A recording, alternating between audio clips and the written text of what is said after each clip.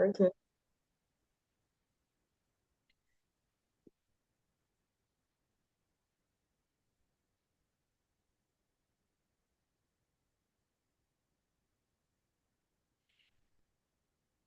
Can you see my screen? Yes, I can. Okay, so you stopped at 6. Should we move forward? Yes, we can move forward. Okay, sorry. Okay. Again, So now, okay, yeah. So now drafting your application documents, okay. The various documents that you need to look at are obviously the personal statement, which describes who you are. So this is like your biography. It should be a narrative, okay? There should be an emotional story to it. It shouldn't be a copy and paste from ChatGPT, no. You tell your story, the people should be able to see and get a taste of who you are through your personal statement. So the emotional aspect of it should be there and it should are you there? so beyond the and secondly is the research intent. So this is the technical side of things. What do you want to study? What labs do you need? Is there a specific place for this field? So in this case, if you're now choosing the US, why the US? You describe why the US. Why does your research align with that particular university that you want to go to? So here is the show and don't tell. Okay, so if you're a leader, you describe, okay, you led a team of so and so people through such and such a crisis to achieve this. So it's also important to show result. What's your result at the end of it? Proof of language proficiency. So also there's an aspect of, the GREs. These are extra proficiency requirements, Duolingo, English tests that you have to submit. So there are times that the embassies, in my case, the embassy paid for everything, but there are instances where you would have to do those tests separately and maybe pay for them yourself and then submit them. But then ideally, in my case, it was the embassy that paid once they shortlisted, and then they paid for us to sit for those tests, the English tests, and the GRE is like a mathematical test of some sort, yeah. So those tests needs to be done, and then they sometimes waive these tests. If maybe you've done it before, they'll waive it um, so that you don't have to submit the document again, the proficiency test. And then also is reference letters, excuse me. Mm. So with the reference letters, you need to choose mentors who can speak to you and how you have worked in the past, your character, your work ethic, and not just the titles. People that can actually speak, you know, of the work that you have done. Okay, next slide. Okay. Okay, so other application documents can be academic transcripts, which prove, your technical foundation. And a tip with the transcripts also is that you should, start to gather these quite early because I know some universities take time to really process these if not readily available. And also they should have like a grading scale in the back. And then curriculum vitae, this is to, show your competencies professionally. There are instances where they require certain standard of a CV.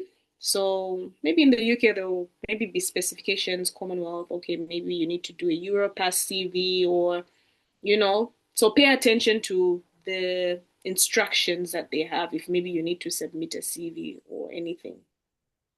And then also, of course, you need your valid passport, which confirms your eligibility.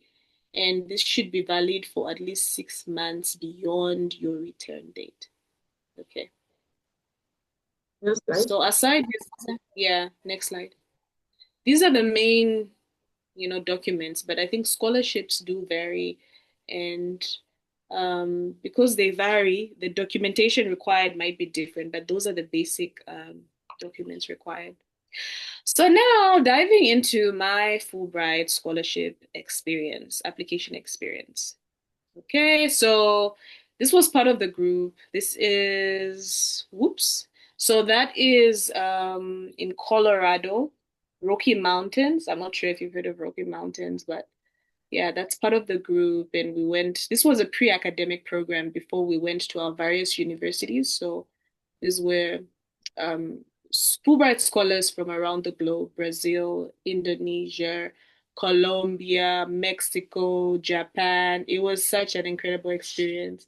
So many different students that, came together um, to share their experiences and share culture. So this was before we went to our various universities, but this was a pre-academic program where you get um, initiated into the Fulbright culture. So yeah, next slide, please. Okay, so I have a video, Oyin, but I don't think we need to go through this video because it's like 7 minutes long. Oh, But the video just describes what the Fulbright is, because when people think of maybe Fulbright scholarship, it's just master's and PhD. But that's not the case. So Fulbright is broad. It's also a cultural exchange program. There's a US bit program of it where if you want to go and pursue a project in a different country, you can apply for the scholarship.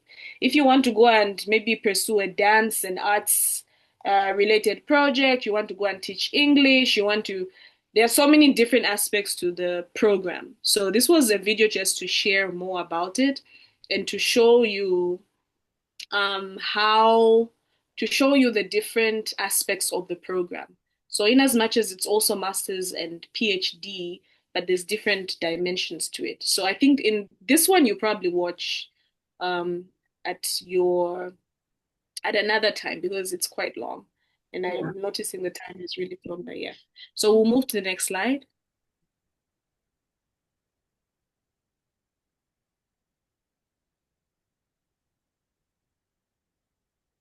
Okay, so I just highlighted what is in the video. Okay, so in the video, it highlights the cultural ambassador. So the Fulbright is just not masters and, um, masters and PhD programs. It's also an aspect of culture exchange. So it's an Sorry. aspect of culture. Yeah, so it's an aspect of cultural exchange, and that's like one of the main values of what the Fulbright is about. So they want to see a representative of your country, and are you able to be that person that can represent the country in the US? Also, I was highlighting my personal statements, my why, um, the narrative of the resilience and the motivation, and also my study objective, how the proposal of what we'll learn and why the US is the only place to learn it. So just mastering the architecture of those two is also explained in the video. And yeah, so this last part, I think that's a duplication. Sorry about that. Okay. Okay, so this was just a timeline to show you the life cycle. This is from my personal experience. Tentatively, this is how it goes. The process is quite long. It starts March, but you end up going next year only. So you can imagine how rigorous the process it is. So you start, this around this time there's a call, and I'm sure in your embassy as well, they probably put the call out there. February to March, call for applications. Um, this is when the US embassy in your respective countries open up the portal. And at this particular point is when you start to draft your statements, start to draft your research um, application documents. And then March to July, that's preparation phase. At this point, also you're registering for the TOEFL. Um, Exams. You're also requesting your letters of recommendation from your supervisors. So this is also to just guide you to understand that at this point, what should I be doing? Around August is like a deadline where now all those applications should be submitted by midnight. Next slide, please. Yeah, around September to October is technical review. So the embassy team now reviews those applications around that period. Again, this might vary from country to country, but this was based off of my experience when I was going through it. And then around November of this year, the embassy interviews. So shortlisted candidates are now interviewed, whether in person or virtually. And then next year, around January, April, is when now placement and testing begin. So that's when now, after they select you, then you they now pay for you to get those standardized tests, the TOEFLs and the IELTS and the GREs. And then at this point, also university placements are being finalized. So with the Fulbright, you get in the application, you get to pick three universities that you would love to go to.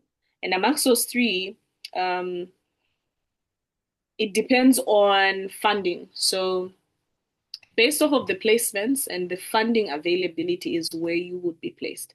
So they give you the best three, you put down your best three, but those are not guaranteed that you will go to those universities. However, they do work on getting you into those universities. And if funding is possible, then they do put you in those particular universities that you stated. Next slide, please. So June 2027, that's pre-departure. So at this point, you've been selected, you've been placed in your university. So PDO is the picture that I showed you before. So PDO, part of PDO is you go to the embassy, they orient you, they give you orientation, how to prepare, help you with the documentation, help you with your questions, and then you're transitioned into you're taken to a different university or a place of convening where they'll also still go and orient you on the US side. So they have different universities that also orient you. And then August is the departure, and then finally, you go into your various universities. Okay. Wow. I was Okay, wondering. so I'm waiting on you.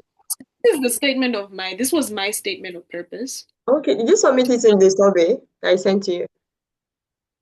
Yeah, this is in the No, I didn't submit it in the survey, but it is in this presentation. Yeah, so this was my statement, and yeah, just to show you how I drafted um my statement. So first and foremost, I think at the end, my personal tips are at the end, but this was to also just share with you. So next slide.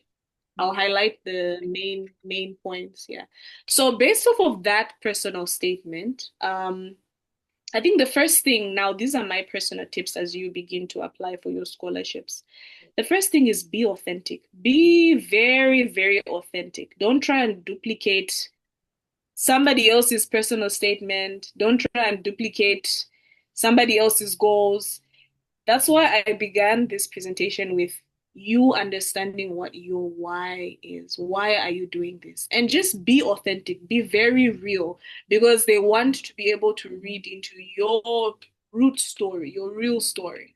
So be true to yourself. Don't write what you think they want to hear. Just write based off of what you've actually lived. And they'll be able to read through what it is that you're putting across if you're being very true. So in my story, I spoke about how education is a barrier. I was talking about seeing children and living with children that would travel very long distances to their schools. And because they could see the human face of the problem, I think that's what also the committee was drawn to, because they want to see that you have a passion for what you do and that you are somebody worth investing in. Number two is precision. Use SMART goals. Be very specific. If you're saying, okay, if I get this scholarship, I want to be an engineer. When I'm engineer, I want to engineer so many schools. You need to say, I want to engineer these schools so that they will be able to impact so and so people, and be very, very specific and put measurable impact as well. And then also you need to highlight the skills that you're lacking. What particular skills and why do you need these skills? So remember when I spoke about consistency. If you're saying I need skills in research or policy design, why do you need these specific tools from this program? And how will that help you with your particular goal? So again, that's the consistency in this story. Also, Fulbright has a 2-year home residency requirement. So they expect you to return back to your country and have a plan. How are you going to implement what you say you want to do when you return to your home country? And then also, it's important to align what you put in your statement to national frameworks. So, if your country has a policy related to development, try and read through those policies and try and link what it is that you want to do to the main goal or vision of your country. So, in Nigeria, if the vision is that in terms of health, we want to be able to implement such and such a program in the health sector, in the clinics, if you want to go and do a nursing related course or something, how does that course feed into the goal of your country based off of their policy document? So that's also a very important aspect to indicate in your application. Next slide, please. Also, preparation. I think I spoke about this. Do your research. Research the universities that you want to be in. Also, mention specific universities in your application. Read about the scholarship mission, the understanding, and a concrete research plan. Don't be vague. You need to state exactly what you want to investigate and how that will benefit your country.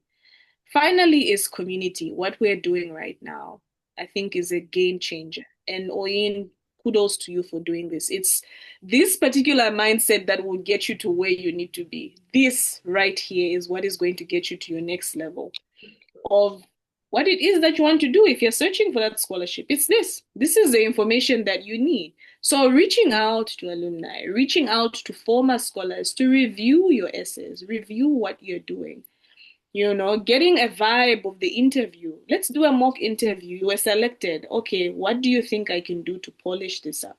So I think learning from the experiences of others, learning from the stories, what hurdles did they face? How did they overcome?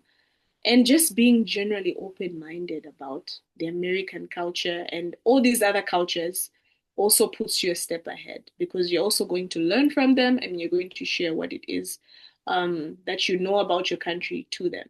And also, I just put it's important to pray. You must pray, pray, pray on, on top of everything. Just really pray about it. It's very, very important. Pray because you put in the hard work, but ultimately, God above is the one that moves things forward. And when it's your time, it's your time. So all things will align. So I think those are my personal tips based off of that, my personal statement that I shared.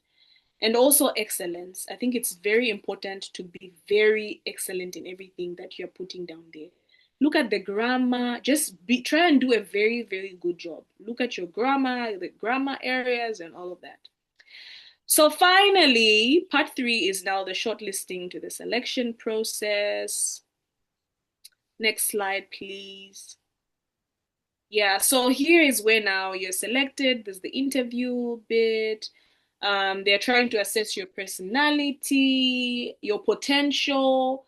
Are you the person that you said you are in your personal statement? So there's a panel with, some US diplomats and maybe some alumni. And my advice on this one is as you are maybe going through the interviews and not necessarily with the Fulbright, but maybe with others also, is the STAR method. As you're answering the questions, be very as specific as possible. Describe your situations, your tasks, the actions, and the results that you had achieved in your various aspects of your work or your school. And you need to prove this with stories. Also, the why now. Why at this particular point do you want to do what you're doing? So this leads back to why. Then the next thing post the interview is the waiting room. So at this point, you're either recommended or you're nominated locally. So based off of the Fulbright, you're nominated locally. And then ultimately, I think the final approval comes from the board in Washington, D.C. So that's the tricky part about Fulbright. You might pass the interview here, but once they send your name out there, they'll be like, let's change this, let's change this. So ultimately, the Washington, D.C. people decide. And then you also need to treat your tests very seriously. If you're doing those English tests and GRE, treat them also very, very seriously as you're doing with your essays. Um, because this also adds to your chances of getting accepted in, excuse me, in the best universities. Uh, And then finally is pre-departure, so, preparing to leave. So that's the PDO. This is where also the visa process is conducted. You go to the embassy and you work on your visas and you go for the interviews and all of that. And also preparing yourself generally for just the cultural shift. Okay, next slide, please. Yeah, so in conclusion, the big three takeaways from my presentation are number one, mindset. Changing the mindset from applying just for a scholarship, but to becoming a partner. Seeing and viewing yourself as somebody that they can invest in. Because that way, you're also showing them that you have value. If they invest in you, there's value and a high return of value when you return to your country. So you need to highlight and show that once you return, you have, if they invest in you, you have the potential to make things happen back home as well, based off of that. The narrative, your local story is your global strength. Be authentic, be as real as possible, and tell your story. There's a very powerful thing about being yourself and telling your story, no matter how raw it is. Be authentic and tell your story. And then finally is action. Be specific, be excellent, as I said, in everything that you're doing. Your test, be very detailed and be work according to the nitty gritties of what it is that you're doing. And yeah, just also start now. It's important that you start now and start working on those drafts. Don't wait until the last minute, because if you wait until the last minute, you will do a very, very terrible job and people will be able to see through that. So when you do a very thorough, nice job, you start working on it now. It's not something you work on once and you submit. You start working on it thoroughly, and the earlier you start, the better.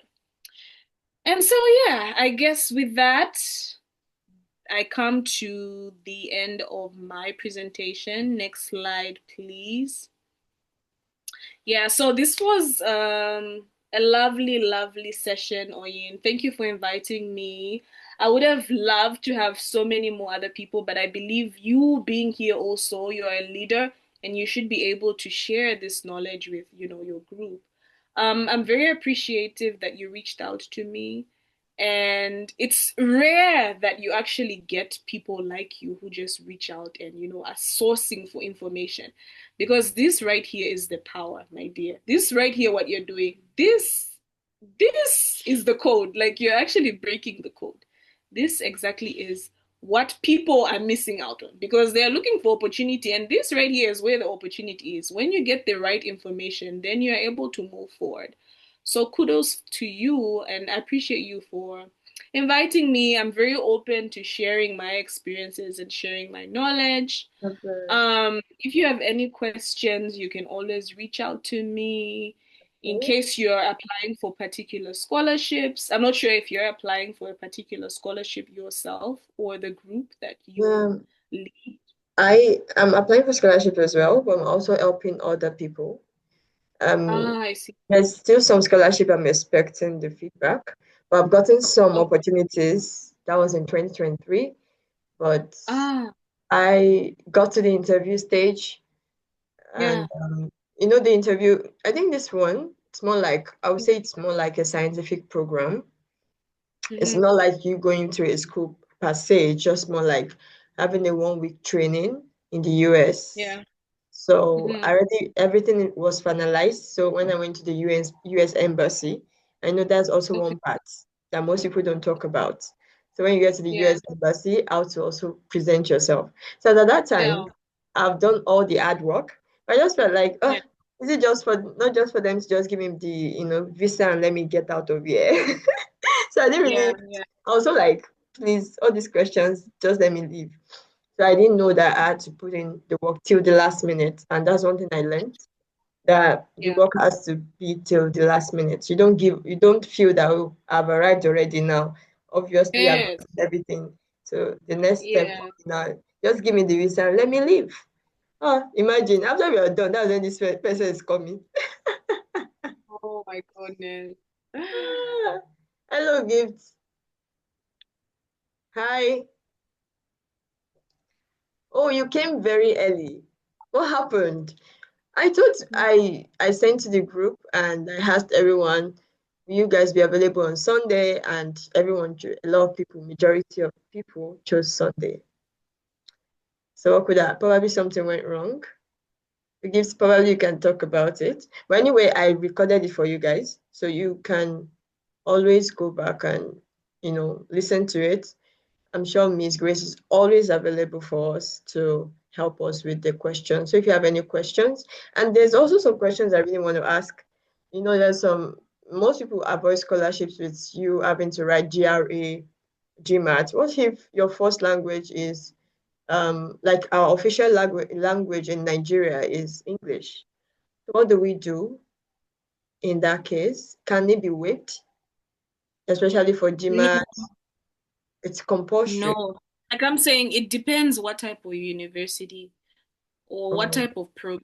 For my program, it wasn't waived. I had even if the official language is English in Zambia as well, I still had to go through the tests. Like I still needed to take the tests. So Was it it after just you've varies. gotten the scholarship? No, after you get the scholarship, because in order to get the scholarship, that's part of what you need to submit. Wow. Yeah. So it goes hand in hand. If you need to get the scholarship, that's the process to also getting it. They want you to submit that proficiency test. Thank you so much, Grace Chumanda. I must say, even personally, I got a lot of information. Like, for example, you were talking about when you're talking about your story, going into details. You Yeah, talking about the human part of your story. For example, you yeah, said you just saved a student from walking 20 kilometers to get into their yeah, destination. That's one thing that most people miss out. And I think it yeah, actually add a lot of difference to your essay. So who yeah, could have thought of that? Oh, 20 kilometers. Well, that's a long journey. And like, oh, as a yeah, human being, you're able to put yourself in that scenario. Oh, or if I was a person in this shoe. And I feel that is yeah, one thing. Another thing you said was you should stop thinking as an applicant or start thinking yeah, as a partner. Okay, this is yes, what I want to be. This is my value. This is what I'm trying to bring to the table. And this is what yes, we can accomplish together if we can, exactly. if I'm able to be in this place. So I think when we think from a standpoint of a partner, we will not look as if you're like you're a beggar or something. You will not look beggar. Yeah, exactly. You will Yeah, not look beggar because you like see, yes, Owen, if you know your story and you know exactly what you have to offer, then you're not a beggar because it's a partnership. So that's the mindset that you need to change. It's not just applying like you're begging. You're applying so that they can invest in you. Like this is the whole investment. When they invest in you, this is what I'm going to do. It's an investment in yourself, it's an investment in your country. That's how you need to approach this. Approach it that way. Yeah. thank you so much, Grace. I truly You're appreciate you so much. welcome. You're welcome. So, in case you still want to reach out, we can connect. I know Oyin, we connected on LinkedIn already. Ready, yeah. Yeah, we can connect on Instagram. That's my Instagram. I think I And followed you. I followed you already on Instagram. yes, you followed me, and also you can follow my page, Grace Chundama Foundation. That's what I do. Right? And also on Facebook. So this is your call to action. Start your why and start drafting those applications tonight. Yeah. Thank you so much, Oyin. Yeah, so good to have you. Thank you so much. Let's have a Okay. great day. I'll surely share the link. I don't know, would you want to stay on the community for a while before moving? Okay. Or I would really, I think, and one thing I really want to do, I was just thinking about it. What if I created a group for just scholars from different, scholarship community? If they can just, we can just have a WhatsApp community that every scholar is there. So if there's any issue or whatsoever, you can always fall back to the community. Oh, what do you think about this? What do you think about this? And that would Yeah. really, Is it this particular one that you created, the group that you have? no, the group I have is for applicants, people that want to apply for scholarships. But Okay. I'm just thinking, I'm just telling you my idea, like more like an ideation. Like if I could Okay. create another community that would be just Mm-hmm. for scholars, people that have gotten scholarships, they will just be there. So if in any scenario someone else is applying for a scholarship from the applicant community, then probably they want to review the essays. We have a lot of scholars that who can talk and talk about the essay. By the time they check it, oh, this essay do it this way, do it that way. I don't know if we could create something like that. I'm just looking at it. Yeah, I hear Help you. out people. I hear you.